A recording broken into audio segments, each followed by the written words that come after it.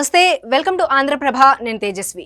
Enforcement directorate జారీ చేసిన సమన్లను సవాల్ చేయడంతో పాటు తనపై కఠిన చర్యలు తీసుకోకుండా దర్యాప్తు సంస్థను నియంత్రించాలని కోరుతూ గత ఏడాది సుప్రీంకోర్టులో దాఖలు చేసిన పిటిషన్ను బీఆర్ఎస్ ఎమ్మెల్సీ కల్వకుంట్ల కవిత ఉపసంహరించుకున్నారు. మంగళవారం ఈ పిటిషన్ను టాప్ ఆఫ్ ది లిస్టుగా పెట్టి విచారణ జరిపేందుకు జస్టిస్ బేలా ఎం త్రివేది నేతృత్వంలోని ధర్మాసనం జాబితాలో చేర్చగా విచారణ ప్రారంభమైన వెంటనే కవిత తరపున వాదనలు వినిపించిన విక్రమ్ చౌదరి తాము పిటిషన్ను వెనక్కి తీసుకుంటున్నామని తెలిపారు. కవితను ఈడీ అప్పటికే అరెస్ట్ చేసినందున తాము పిటిషన్ ద్వారా కోరిన అభ్యర్థన నిరర్ధకంగా మారిందని తెలిపారు. పిటిషన్ విత్డ్రా చేసుకోవడంపై ఈడీకి ఏమైనా అభ్యంతరం ఉందా అని ధర్మాసనం ప్రశ్నించగా ఈడీ తరపున విచారణకు హాజరైన అదనపు సొలిసిటర్ జనరల్ ఎస్వి రాజు తమకెలాంటి అభ్యంతరం లేదని తెలిపారు. దీంతో పిటిషన్ ఉపసంహరణ ద్వారా కేసు విచారణ ముగిసింది.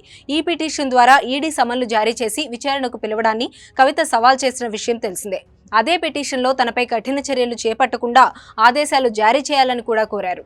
కానీ ఈ నెల 15న హైదరాబాద్లోని కవిత నివాసంలో సోదాలు జరపడంతో పాటు ఆమెను సాయంత్రం 5:20 ఈడీ అరెస్ట్ చేసింది.